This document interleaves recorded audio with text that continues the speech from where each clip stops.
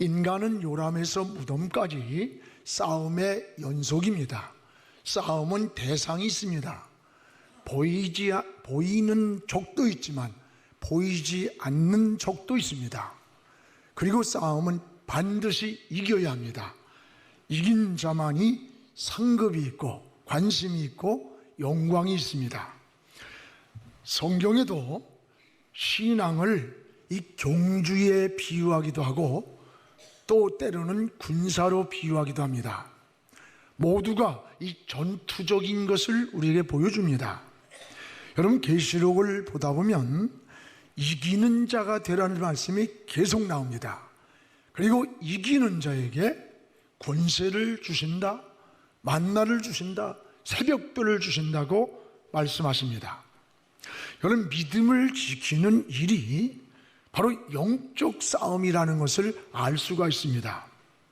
특히 우리 그리스도인들은 세 가지 싸움에서 승리를 선포해야 됩니다. 하나는 자신과의 싸움입니다. 오늘 늘 우리는 자신과의 싸움을 하며 살아갑니다. 저는 가장 큰 적이 누구냐? 저 자신이라고 생각해요. 나를 이길 수 있다면 어떤 것도 이길 수가 있습니다. 여러분, 우리는 육적인 소욕과 이 영적인 소욕이 충돌을 합니다. 우리 안에서 선과 악이 충돌을 합니다. 자신을 이길 수 있는 사람은 어떤 문제도 두려워하지 않습니다. 여러분, 바울도 로마서 7장에 보면 이 자신과의 내적 싸움을 소개합니다. 내 속사람으로는 하나님을 사랑하며 살고 싶은데 또 하나의 법이, 내 겉사람은 나를 자꾸 세상으로 끌고 간다는 거예요. 이 겉사람과 속사람이 충돌을 일으키고 있는 거예요. 또 하나는 환경과의 싸움입니다. 우리는 환경을 무시할 수가 없습니다. 보고 듣고 느끼고 만나는 사람들로부터 큰 영향을 받게 됩니다. 그래서 하나님은 아브라함을 축복하시기 전에 아브라함에게 고향 땅 갈대아 우르를 떠나게 하셨습니다. 왜 그랬습니까? 그 땅은 우상의 도시였습니다. 눈을 들어보고 만나는 사람들이 하나님을 찾을 수가 없었어요. 우상의 지역이기 때문에. 그래서 그 환경을 먼저 정리하기를 원하셨어요. 여러분도 주변 환경을 한 번쯤 살펴보시기 바랍니다. 만나는 사람, 또 사귀는 사람, 보고 듣고 느끼는 모든 사람들에게 어떤 영향을 여러분은 끼치고 있습니까? 또 여러분은 어떤 영향을 받고 있습니까? 시편 1편 1절에 보면 이런 말씀이 있습니다. 복 있는 사람이 누구냐? 세 가지. 악인들의 꾀 따르지 않고, 두 번째 죄인들의 길에 같이 서지 않고, 세 번째 오만한 자들의 자리에 동속하지 않는 것. 이게 진정한 하나님의 복이라는 거예요. 다시 말하면 환경을 정리하고 구별되게 사는 것이다 라고 말씀했습니다. 또 하나는 어둠의 영들과의 싸움입니다. 우리의 싸움은 혈과 육이 아닙니다. 하늘에 있는 악의 영들과의 싸움이라고 했습니다. 이런 싸움에서 승리하는 비결을 세 가지를 소개합니다. 하나는 적을 알아야 적을 이길 수가 있습니다. 여러분, 적이 누군지, 어떻게 접근하는지, 어디를 공격하는지 알아야 그 적을 이길 수가 있습니다. 우리의 영적 생활도 똑같습니다. 영적 싸움도 이와 같다는 것을 알아야 돼요. 또 하나는 힘이 있어야 승리할 수가 있습니다. 힘이 없으면 싸울 수가 없습니다. 그래서 세계는 신무기를 서로 경쟁적으로 개발하고 힘을 키우는 거예요. 여러분, 신앙도 마찬가지예요. 우린 영적인 에너지, 힘이 있어야 돼요. 영의 양식을 먹어야 영적인 힘을 얻어요. 말씀은 영의 양식입니다. 육은 육의 양식을 먹고 힘을 얻듯이 우리의 속사람의 영은 영의 양식을 먹어야 영이 힘이 생기는 거예요. 또 하나는 깨어 있어야 돼요. 여러분, 깨어 있는 자를 파수꾼이라고 그래요. 우리는 파수꾼이에요. 파수꾼이 잠이 들면 큰일 납니다. 이런 말이 있습니다. 육체가 잠이 들면 물질을 도적맞고 이 정신이 잠이 들면 영토를 빼앗기고 또 영혼이 잠이 들면 생명을 빼앗긴다는 말이 있습니다. 그렇습니다. 우리의 영적 생활도 똑같은 거예요. 영적 생활이 깨어 있어야 돼요. 기도로 영이 깨어 있어야 되는 겁니다. 오늘 말씀은 70인의 전도대가 마을에 가서 전도를 하고 돌아와서 보고를 하는 겁니다. 지난주에 설교에 이어서 가는 겁니다. 예수님은 이들을 보낼 때에 야, 전대도 배낭도 신발도 가지지 말라고 그랬어요. 이게 뭡니까? 이런 것이 필요하지만 이것보다 더 주님을 의지하고 가라는 거예요. 이 말씀을 믿고 70인의 전도대는 마을로 들어갔습니다. 그리고 예수의 이름을 전했어요. 놀라운 역사가 일어나는 거예요. 예수의 이름을 전하니까 이들이 달려와서 고백하는 게 예수님, 우리가 예수의 이름을 말했더니 귀신들이 막 항복하는 걸 보았다고 이렇게 이야기를 합니다. 그러니까 예수님이 나는 지금 하늘에서 사탄이 떨어지는 걸 보고 있다고 말씀합니다. 오늘 여러분, 예수의 이름을 전했을 뿐이에요. 오늘 우리의 능력, 우리의 은혜, 하나님의 역사는 어디에 있느냐? 예수의 이름 속에 있음을 알아야 돼요. 그래서 성도의 무기는 예수의 이름입니다. 예수의 이름을 부를 때 사단이가 도망을 가는 거예요. 여러분, 사탄이 여러분을 무서워하는 거 아닙니다. 여러분 속에 계시는 예수 그리스도의 이름, 그 이름을 무서워하는 거예요. 전도가 뭐예요? 전도는 예수의 이름을 전하는 거예요. 여러분도 예수의 이름을 붙잡고 신앙에 승리하기를 바랍니다. 어두운 장애물을 뚫고 나가고 인생의 풍랑을 멈추고 그리고 악한 영들을 이기는 영적 승리자가 되기를 주의 이름으로 축원합니다. 무엇보다 예수의 이름을 전할 때 따라합시다. 귀신들이 항복했다. 예수의 이름을 전하니까 귀신들이 항복하는 걸 봤다는 거예요. 오늘 17절 하나님 말씀 본문을 같이 읽겠습니다. 70인이 기뻐하며 돌아와 이르되 주여, 주의 이름이면 귀신들도 우리에게 항복하더이다. 이 70인이 돌아와 기뻐서 고백하는 겁니다. 주여, 주님의 이름을 말하고 주님의 이름을 전했더니 귀신들이 항복하는 걸 봤습니다 라고 하는 고백이에요. 여러분, 전도는 이 귀신에게 붙잡힌 생명을 뺏어오는 거예요. 뺏어오는 거예요. 그래서 영적 전투가 되는 겁니다. 제자들이 예수의 이름을 말할 때에 귀신이 항복했다. 이 말이 뭐예요? 귀신들이 불신자들의 생명을 붙잡고 있었다는 것을 알 수가 있어요. 그런데 예수의 이름을 전하니까 이 귀신들이 항복을 했다는 거예요. 여러분, 귀신은 우리의 대적입니다. 마귀의 종들입니다. 그래서 귀신들이라고 복수로 써요. 이 귀신들은 인간의 힘으로는 도저히 이길 수가 없어요.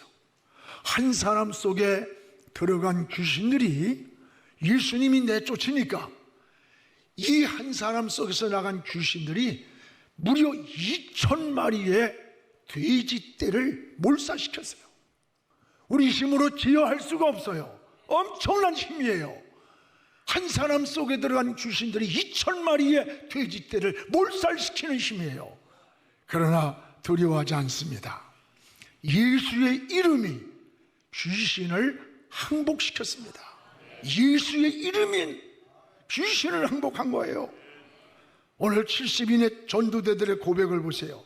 예수의 이름을 말했더니 이 귀신이 항복하더이다. 예수의 이름이 얼마나 큰 본생가를 우리가 먼저 알아야 되는 거예요. 여러분, 귀신은 사람을 무서워하지 않아요. 여러분, 목사님 무서워하지 않아요. 장로 무서워하지 않아요. 여러분 속에 계시는 예수 그리스도, 그 이름을 무서워하는 거예요. 오늘 그 이름을 부르시기 바랍니다. 오늘 예수의 이름을 부를 때에 한 길로 왔다가 일곱 길로 도망가는 줄로 믿습니다. 그래서 성도의 무기가 뭐냐? 여러분, 신앙의 연조책이 아니에요. 성도의 무기는 예수 그리스도의 이름입니다. 예수의 이름을 부를 때에 귀신이 떠나갔고 병마가 떠나갔고 풍랑이 잔잔해졌습니다. 여러분도 예수의 이름을 붙잡고 사시기 바랍니다. 그 이름을 의지하시기 바랍니다. 그 이름을 부르시기 바랍니다. 예수의 이름을 담대하게 또 전해주시기 바랍니다. 가장 귀신이 무서워하는 거예요. 또 하나는 이 전도인들을 주님이 보내놓고 주님이 철저히 보호하고 계셨다는 것을 알아야 돼요. 오늘 18절 우리 같이 한번 읽어보겠습니다. 예수께서 이르시되 사단이 하늘로부터 번개같이 떨어지는 것을 내가 보았노라. 19절에 내가 너희에게 뱀과 전갈을 밟으며 원수의 모든 능력을 제어할 권능을 주었으니 너희를 결코 할 자가 없으리라. 오늘 주님이 전도대를 보내놓고서 주무시고 계신 게 아니에요. 방치한 게 아니에요. 여기 문제가 주님은 70인의 전도대를 마을로 보내놓고 이들을 철저하게 보호하고 계셨음을 볼 수가 있어요. 오늘 주님이 이들을 떠나지 않고 지키고 계셨어요. 여러분, 이들을 향해서 뭐래요? 돌아와서 귀신들이 항복합니다. 그러니까 야 인마, 나는 너희들이 예수님의 이름을 전할 때 사탄이가 하늘에서 막 떨어지는 걸 보고 있었다는 거예요. 주님이 지키고 있었다는 거죠. 여러분, 주님은 우리를 고아처럼 버려놓는 게 아니에요. 눈동자처럼 하나님이 지키고 있다는 것을 깨닫기를 축복합니다. 하나님이 지키고 있는 거예요. 저는 다윗이 고백한 시편 121편을 굉장히 좋아합니다. 미국의 역대 많은 대통령들이 이 성경을 펴고 대통령 취임식일 때 선서를 했어요. 내가 산을 향하여 눈을 들리라. 나의 도움이 어디서 올까? 천지를 지으신 여호와께로다. 여기 4절에 보면은 뭐라고 나오냐? 너를 지키는 자가 졸지 아니하시고 주무시지도 아니하리다. 6절에 또 보세요. 낮의 해가 너를 상하지 아니하며 밤의 달도 너를 해하지 아니하리로다. 또 여러분 8절에 보세요. 8절에 보면 여호와께서 너의 출입 들어가고 나오는 인생의 모든 것을 지금부터 영원까지 지켜준다. 여기 지킨다는 말이 여러 번 나와요. 중요한 것은 누가 우리를 지켜주느냐? 누가? 여러분, 부모가 지킨다고 건강이 지켜집니까? 아니에요. 한계가 있어요. 바로 누가 지키느냐? 여호와께서 지켜준다는 거예요. 그렇습니다. 여러분, 하나님은 구원받은 자녀를 지키고 계시는 거예요. 보호하고 계시는 거예요. 원래 이 신앙의 고백을 하나님께 드리시기를 바랍니다.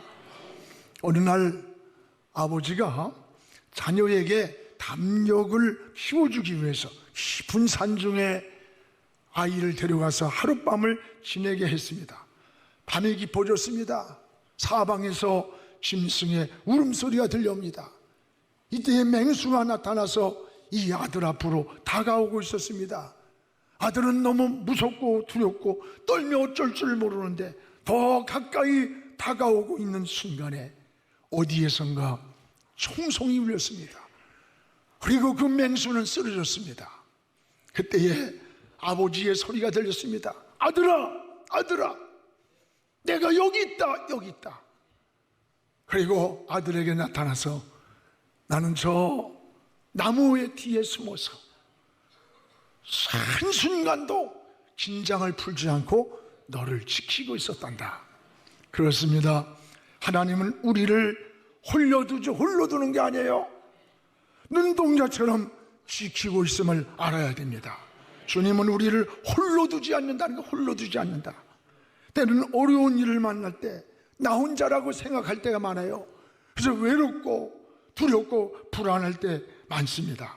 그러나 결코 그렇지 않습니다. 주님은 항상 우리 곁에서 우리와 동행하고 있음을 깨달아야 돼요. 여러분 잘 아는 모래 위에 발자국이라고 하는 그런 글이 있습니다. 어떤 사람이 늘 주님과 동행하는 꿈을 꿨습니다. 그는 항상 모래 위를 걸어갈 때 두 발자국이었습니다. 하나는 자기 것이고 하나는 주님의 발자국이었습니다. 그런데 너무 힘들고 어려운 일을 만났습니다. 낙심하며 탈진해 있는데 그날 밤 꿈을 꿨습니다. 근데 그날따라 발자국이 하나밖에 없었습니다. 그는 울면서 주님께 이런 고백을 합니다. 주님, 왜 발자국이 하나밖에 없습니까? 주님은 어디 계셨습니까? 그때 주님이 이런 말씀을 합니다. 그것은 네 발자국이 아니라 내 발자국이다. 내가 너무 힘들고 지쳐있기에 내가 너를 등에 업고 걸어갔던 내 발자국이란다. 그렇습니다. 여러분이 너무 힘들고 지쳐있을 때 우리 주님이 여러분을 등에 업고 가시는 거예요. 이게 여러분 우리 믿음이에요. 여러분 주님께 인생을 맡기십시오. 주의 이름을 부르십시오. 보이지 않는 주님은 항상 여러분을 지키고 있음을 깨닫기를 주의 이름으로 축원합니다. 또한 19절에 보면 이 전도자들에게 권세도 줬어요. 권세. 여러분 19절 우리 같이 읽어보겠습니다. 내가 너희에게 뱀과 전갈을 밟으며 원수의 모든 능력을 제어할 권능을 주었으니 너희를 해할 자가 결코 없으리라. 세 가지잖아요. 하나는 뱀과 전갈을 밟으며 이 밟는다는 게 뭐예요? 오늘 정복이 정복. 뭘 정복하냐? 이 뱀과 전갈은 사탄의 모형이에요. 이 사탄을 정복할 능력을 주셨다는 뜻이에요. 또 하나는 원수의 모든 능력을 제어할 권능도 주었다. 원수의 모든 능력. 제어한다는 말이 뭐예요? 브레이크처럼 이 악의 영들의 역사를 멈추게 할, 브레이크처럼 멈추게 할 권세도 줬다는 거예요. 그렇습니다. 주님은 전도자들 그냥 내보낸 게 아니에요. 능력을 주고 권세를 줘서 내보냈던 거예요. 여러분, 권세는 자기 힘이 아니에요. 위로부터 받은 힘을 권세라고 말해요. 예를 들면 경찰관, 교통경찰관이 신호가 멈췄어요. 그 신호에 지휘봉을 들고 호루라기를 불면서 멈추라고 할 때 아무리 힘 있는 차가 밀려올지라도 그 경찰관에 의해서 교통이 통제가 되는 거예요. 그가 가진 육체적 힘이 아니에요. 그는 정부로부터 교통을 통제시킬 수 있는 권세를 부여받은 거예요. 오늘 우리 하나님의 자녀들은 하나님의 자녀의 권세를 받은 거예요. 이걸 깨달아야 돼요. 그래서 여러분 요한복음 1장 12절에 영접하는 자, 그 이름을 믿는 자에게는 하나님의 자녀가 되는 권세를 주셨다 그랬어요. 권세. 여러분 하나님의 자녀라는 권세를 가지고 있음을 깨닫기를 축원합니다. 여기에 또 하나 19절에 너희를 해칠 자가 결코 없다. 해칠 자가 없다. 왜? 주님이 지키고 보호하기 때문이에요. 전도자를 주님이 보정해 주신다는 약속입니다. 놀라운 은혜입니다. 여러분이 어느 곳에 있든지 예수의 이름을 부르시기 바랍니다. 예수의 이름을 고백하시기 바랍니다. 예수의 이름을 가지고 나가시기 바랍니다. 장애물이 열립니다. 풍랑이 잔잔해집니다. 악한 영들을 이길 수 있습니다. 세상을 이기고 죄를 이기고 환경을 이길 수 있는 힘을 얻는 거예요. 이게 하나님의 능력이요 하나님의 자녀의 권세인 줄로 믿습니다.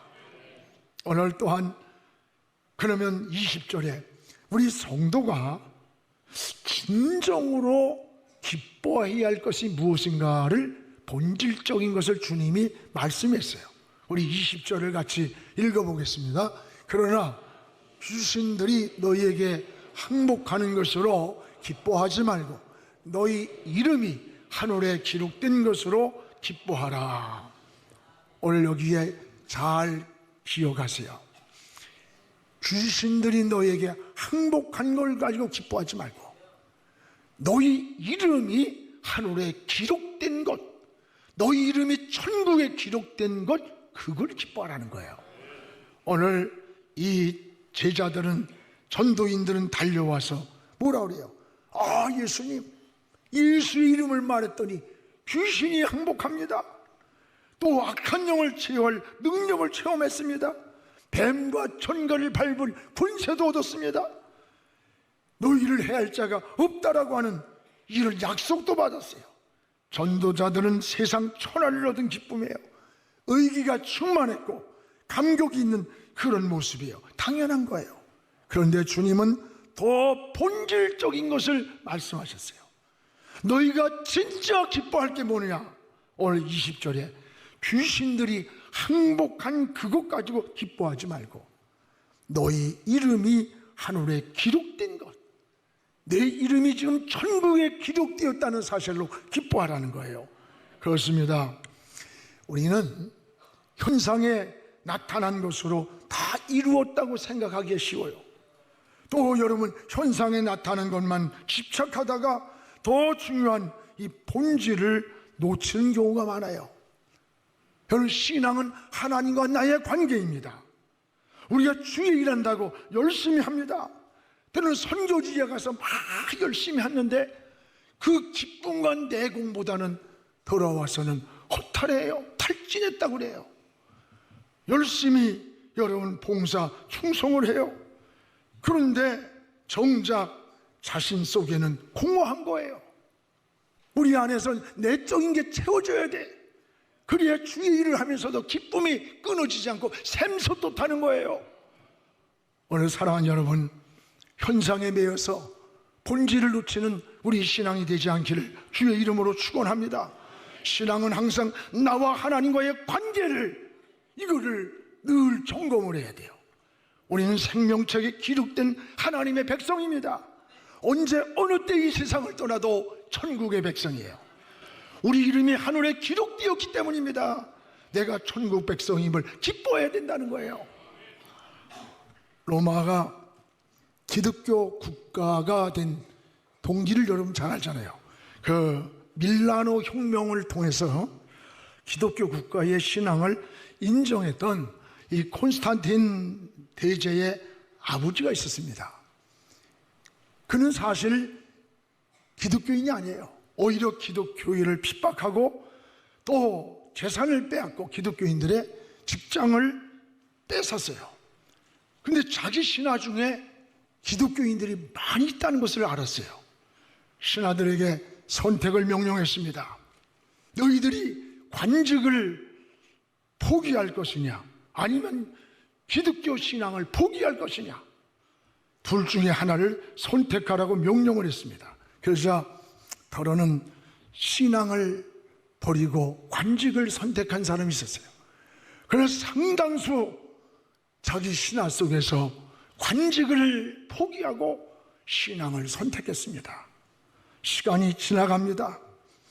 그런데 이상한 것은 신앙을 지키기 위해 관직을 버린 사람과 관직을 갖기 위해 양심과 신앙을 버린 사람들이 눈에 비교가 되는 거예요. 신앙을 버린 사람들을 보니까 왠지 얼굴이 초췌해, 어둡고 평안이 없고 초라한 거야. 근데 신앙을 지키기 위해 관직까지 버렸던 이들은 어려움 속에 살고 있음에도 불구하고 얼굴이 환한 거예요. 평안한 거예요. 기쁨이 있는 거예요. 즐거운 거예요. 황제는 깊은 고민을 하기 시작했습니다. 그러다가 결단을 내렸습니다. 관직 때문에 신앙을 버렸던 변절된 자들을 모조리 내쫓아 버렸습니다. 그 대신에 신앙을 지키기 위해 관직까지 포기했던 기독교인들을 다시 불러들여서 그들 중심으로 정치가 이루어진 거예요. 결국 그 후에 그의 아들인 콘스탄틴 대제 때 로마 제국은 기독교 국가로 인정을 받은 거예요. 여러분, 관직을 빼앗기면서 신앙을 지킨 사람들, 집을 뺏기고 또 직장을 빼앗기면서 끝까지 신앙을 지킨 이들 때문에 로마는 기독교 국가가 되었던 거예요. 이게 밀라노 혁명 아닙니까? 여러분, 너희 이름이 하늘에 기록된 것으로 기뻐하라는 거예요.